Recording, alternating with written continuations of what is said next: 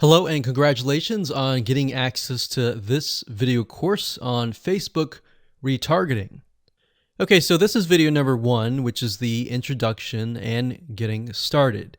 So before we get started, I want to give you a quick overview of what's inside this video course so you know exactly what to expect. So obviously this is video number 1. Video number 2 is going to be a visual map of Facebook retargeting. And what that includes is I'm going to show you how Facebook retargeting works. And a lot of times people jump straight into showing you how to set things up. But unless you really understand how everything fits together, what connects to what, and all of that, it's really going to become confusing. Because if you set things up like an email opt-in retargeting campaign or a blog post campaign, or a purchase retargeting campaign, every one of those is different. So once I show you the basics via a visual map, that's when we show you some real life examples in video number 3. Of course, in video number 4, I'm going to talk about the Facebook pixel, what it is, why it's important, and how it's used. And of course, from that point, we'll move to video number 5 and talk about how to add the pixel to your website, whether you're using WordPress, ClickFunnels, Lead Pages, or any other landing page builder. Video number 6 will talk about pixel variables and settings, otherwise known as standard events, such as how do you tell Facebook that somebody has landed on your page, somebody has converted into a lead, somebody has added the product to their shopping cart. Maybe you want to find people who have added things to the cart but have not yet purchased so that you can show an ad to them, remind them that they are interested in that purchase, and perhaps give them some sort of discount as well. Video number 7, we're going to talk about custom audiences, which are essentially lists or segments of people that you have targeted. And when you create your Facebook ad, you can then target that specific custom audience and show that specific ad to that audience. And then of course, in video number 8, we'll have some practical application and show you how to create these custom audiences. And of course, last but not least, video number 9, we'll talk about retargeting campaign setup. All right, so let's talk about mindset, because I'm a big believer of having the right mindset before you get started. I want you to realize that you're not going to make a sale. You're not going to get leads right away just by setting up a Facebook retargeting campaign. Converting visitors really does take time. And to be realistic, sometimes 12 to 17 times of touch points, meaning you have to get in front of them 12 to 17 times before they will buy. So I want to make sure that you don't expect an immediate action or an immediate sale. Now, to get started, you're going to need these things. You're going to need to have a Facebook ad account. And in doing so, you'll also need to have a Facebook business account. And you can go to business.facebook.com to get access to a Facebook business account. Now, having a business account is separate from the Facebook ad account. You'll obviously need money for ads, realistically at least $500 or more. This is not free by any means, but it's a great way to test things and find results right away. You'll also need to have an idea of how you are selling your product or service in terms of your website, in terms of your funnel landing page setup, meaning how many pages do you have in your funnel? Do you have 3? Do you have 4? Do you have 5? How many? So you want to have an idea of that before you get started, because it'll start to make sense once I show you around. And of course, you'll need to have some sort of mind map or flowchart software. And the reason for that is it will help you be able to map things out, map your own plan of attack out, so that you will be able to successfully implement everything that we're teaching you. Hello and welcome back. This is video number 2. And in this specific video, we're going to show you a bird's eye view of how Facebook retargeting works. So you may have a general idea of how Facebook retargeting works, but my goal here is to kind of give you a visual mind map of how all the pieces connect together. Because if I jump in and start showing you to do this, to do that, and I don't explain what things are and why things are important, I know that you will get confused, and I don't want to overwhelm you, so that's the goal here. So let's dive in. Obviously, this is going to be the visitor, and the visitor comes to a website, a landing page, whatever page that you want. Let's say that it is a blog post, and it could be a specific blog post. It doesn't matter.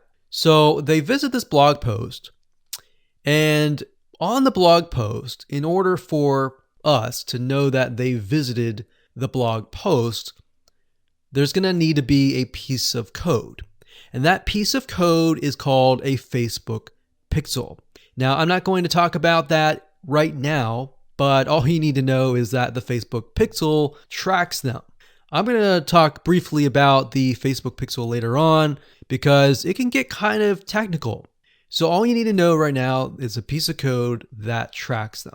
It lets us know that they have visited this particular blog post.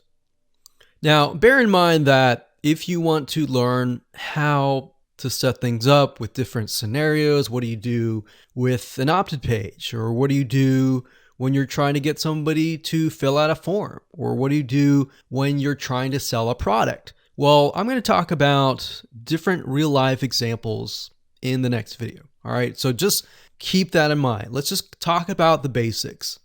Okay, so from this point, let's say it's a blog post, and maybe in this situation, what we want to do is whenever somebody visits this particular blog post, we want to create an audience specifically for this. All right, so whenever somebody visits here, they are going to have the Facebook pixel there, and then this visitor essentially will be added on this part to a custom audience. All right. And don't worry, we're going to explain all of this later on. Now, this custom audience is going to allow us to say, okay, anybody who visits this page is now added to this audience here. Now, why do you need an audience? Well, you need an audience because when it comes to trying to put ads up, so let's put this up. Let's do a Facebook ad.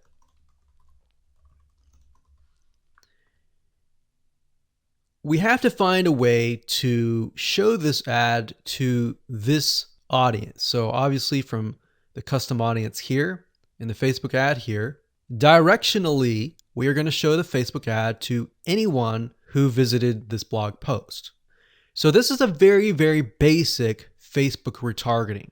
So let me repeat this. Let's do a recap. A visitor comes to the blog post, and this piece of code is just happens to be on this blog post, which will allow us to know, okay, this person visited it and they're segmented into this audience, and therefore we then show them Facebook ads on Facebook to this custom audience. So that is a very, very basic scenario.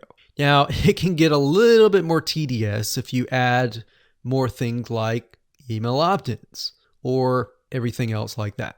But I just want to start with the basics. We'll talk about more about real life examples in the next video. Now, what you will need to learn is the Facebook pixel, how to use it, how to set up different things like triggers, different ways to work with variables. And the Facebook pixel is just more than a piece of code. It can track when somebody visits a page. It can track when somebody buys a product. It can track when somebody opts in. So in other words, if you want to know if a conversion happened, then you will need the Facebook pixel again. So the Facebook pixel is essentially a piece of code that is on your whole website, and based upon where they land, where they convert, it is all recorded. So we'll talk more about that later on, but let's move on to the next video, and I'm going to give you some real life examples and real life scenarios. We're going to show you different mind maps for different scenarios so that you have an idea of kind of how things work. Hello and welcome back. This is video number 5, and we're going to talk about how to add the pixel code to your website. Now, it's really going to depend on what kind of landing page creator you use, what kind of website platform that you use. So for example, WordPress is going to be a little bit different. I'm going to show you a WordPress plugin that you can use. If you're, say, for example, using a HTML website page builder or ClickFunnels or Lead Pages or OptimizePress or any other type of landing page builder, you need to make sure that the pixel is on every single page of your funnel, because you're going to want to track everything from start to finish.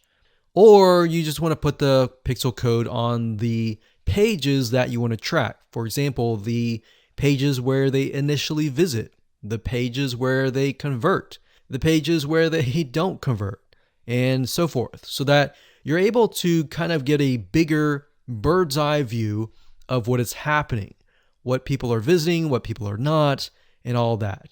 So if you click on the install pixel code in Facebook Manager, then you'll see this page.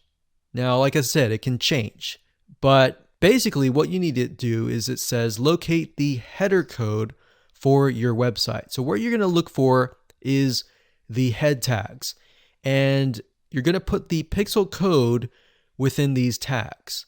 So like I said, it's going to differ based upon what kind of platform you use. But the majority of times, if you are using something like Lead Pages or ClickFunnels or something similar, then they will typically give you the option to add some sort of code to the head tag. So that's actually very easy to do.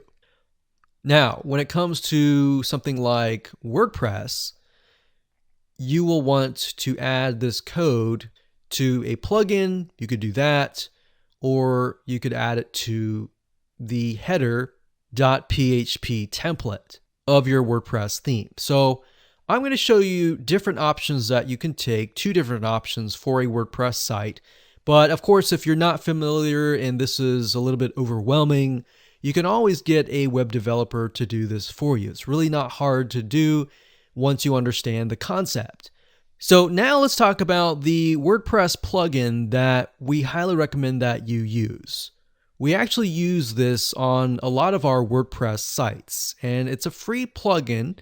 If you go to wordpress.org/plugins/pixel your site, as you can see here, or you can simply come here, click on plugins, and type that in here. That's fine as well. But this plugin is very useful, and it allows you to add your Facebook pixel to certain pages of your WordPress site. So it's a matter of just simply installing the plugin, grabbing your pixel code, and adding it to the settings area. So it's very, very easy if what we talked about before, it seemed a little bit daunting. Now, once you have everything installed, the next thing you're going to want to have is you're going to want to install a Google Chrome extension called the Facebook Pixel Helper.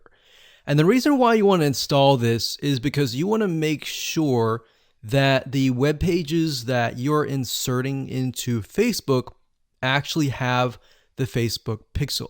You definitely don't want to assume that it is installed and set up your campaign, pay the money for the Facebook ads, and realize, oops, it's not there. So this is another free plugin for Google Chrome.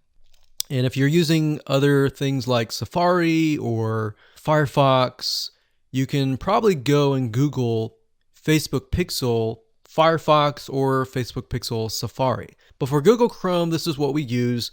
And all you have to do is install it. And as you can see down here, you're going to see this icon, and any web page that you visit in your funnel, if you click that, it should say that the pixel has been found. If it has not been found, you either need to reinstall it, showing what we talked about earlier with the WordPress plugin and all that, or even just hiring somebody who knows how to do that. And it's really not that hard. But this is going to make your life a lot easier. So again, go to Google, type in Pixel Helper Chrome extension, and you'll get this right here. And that's really all you need. All you need to do as a recap is number one, install the pixel in the head tags for any web page that you want. And number two, get this Chrome extension so that you're able to test and make sure that you've installed the pixel correctly.